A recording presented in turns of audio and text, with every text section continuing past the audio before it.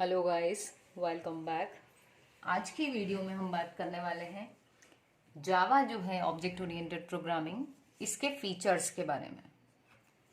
कि भाई ये जो जावा है ये इतनी, इसको बोलते हैं कि काफ़ी अच्छी लैंग्वेज है। आजकल इंटरनेट के लिए भी जो प्रोग्रामिंग हो रही है, जो गेम्स बन रहे हैं, एप्स बन रही है, वो सब जावा में बन रही हैं।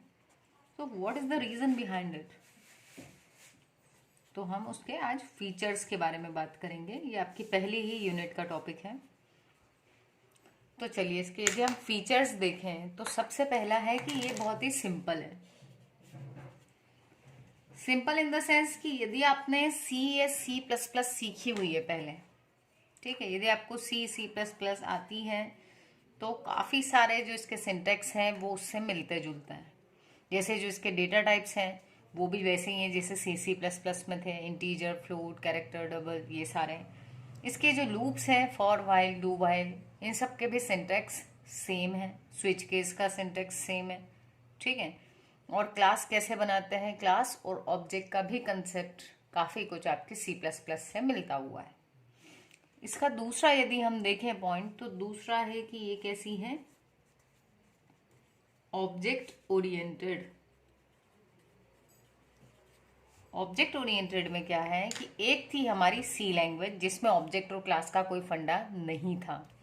तो इसमें क्या होता था, प्रोसीजर होती थी और स्टेप बाय स्टेप चीज़ें एग्जीक्यूट होती थी। अगर मान लो मुझे स्टैक बनाना था कोई,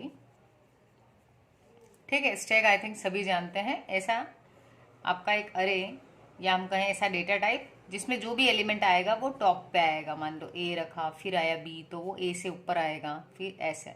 और जब रिमूव करोगे तो सबसे पहले जो लास्ट में चीज़ आई थी वो सबसे पहले रिमूव होगी। तो सी जाएगा, फिर बी, फिर ए, ऐसे रिमूव होगा, ठीक है।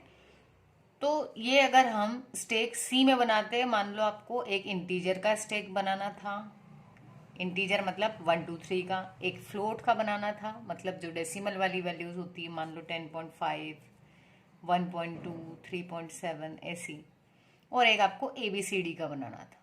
तो आपको तीनों के लिए अलग से प्रोग्राम लिखना पड़ेगा सी में। बट हम सी प्लस प्लस में क्या कर सकते हैं, क्योंकि ये ऑब्जेक्ट ओरिएंटेड है, तो हम इसमें एक इंटरफेस बना देंगे और उसमें एक ही बार लिखना पड़ेगा कोड, और वो आपका तीनों टाइप के स्टेक के लिए काम करेगा। क्यों कर पाएगा? क्योंकि हम इसको कैसा बना रहे हैं, ऑब्जेक्ट ओरिएंटेड, ठीक है।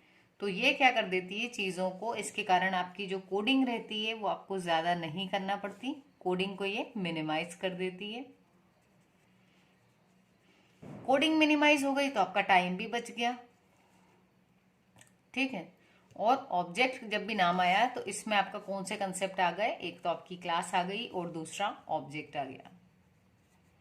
आने वाले वीडियोस में हम क्लास और ऑब्जेक्ट पर कंप्लीट में डिस्कस करेंगे। चलिए, तो अगर हम इसी के थर्ड पॉइंट को देखें तो देखिए, अभी तक क्या होता था कि जो आपने प्रोग्राम बनाया था सी या सी प्लस प्लस में, तो उसको हम करते थे कंपाइल, ठीक है। कंपाइल करने से आपको एरर पता चलती थी। लेकिन अगर आपने एक मशीन पे बनाया एक प्रोग्राम सी का, तो आप उसको दूसरी मशीन पे डायरेक्टली एग्जीक्यूट नहीं कर सकते थे, उधर भी कंपाइल करना पड़ेगा, ऐसा होता था। लेकिन जावा जो है, इसमें यदि आपने एक बार प्रोग्राम लिख दिया, ठीक है, एक बार लिखा, तो उसको आप कभी भी कहीं भी क्या कर सकते हैं, रन कर सकते हैं। ये क्यों कर पा रहे हैं? क्योंकि ये कैसी लैंग्वेज है, पोर्टेबल। अब पोर्टेबल का मीनिंग समझना बहुत इजी है, पोर्टेबल पर मीनिंग समझें कि अगर मेरे पास में मान लो एक सिस्टम है जिसमें मेरे पास विंडोज 7 है, पुराना वाला वर्जन, ठीक है। इस पे मैंने JVM इंस्टॉल किया हुआ है और मैंने एक प्रोग्राम बनाया है जावा का। जब जावा का प्रोग्राम हम इंटरप्रेट करते हैं तो उसके सोर्स कोड को एक इसमें कन्वर्ट करता है बाइट कोड में, ठीक है। तो इसने एक बाइट कोड की फाइल बना दी। तो अब यदि मैंने मान लो मेरा कोई फ्रेंड है, उसके पास में है विंडोज 10, ठीक, और उसके पास में भी JVM है पर अलग वर्जन है JVM का, मान लिया हमने। तो मैंने अपने पेन ड्राइव में ये वाली फाइल ली और इस वाले के सिस्टम पे ये फाइल ओपन करी। तो यहाँ पर भी मेरा जो प्रोग्राम था उसको मैंने इधर लिखा था, पर वो यहाँ भी एग्जीक्यूट हो जाएगा, मुझे इस कंप्यूटर में फिर से नहीं लिखना पड़ेगा। इसका मतलब ये भी है कि यदि कोई सॉफ्टवेयर डेवलपर है, उसने मान लो विंडोज 7 पे अपना बनाया सॉफ्टवेयर, और यदि वो सॉफ्टवेयर किसी दूसरे को भी दे रहा है जिसका प्लेटफॉर्म कुछ अलग है, तो वहां पर भी वो कोडिंग चल जाएगी। क्यों? क्योंकि जेवीएम जो है वो उसको एनवायरनमेंट दे देगा प्रॉपर। ठीक है, तो इसी कारण इसको पोर्टेबल भी कहते हैं और प्लेटफॉर्म इंडिपेंडेंट भी कहते हैं।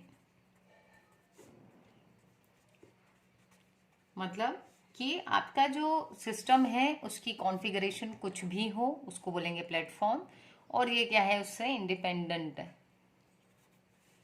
मतलब ये डिपेंड नहीं करती कि भाई यही चाहिए सॉफ्टवेयर, यही विंडोज होना चाहिए, यही कॉन्फ़िगरेशन हो हार्डवेयर सॉफ्टवेयर की, नहीं, ये एग्जीक्यूट हो जाएगी, इसको सिर्फ जेवीएम चाहिए।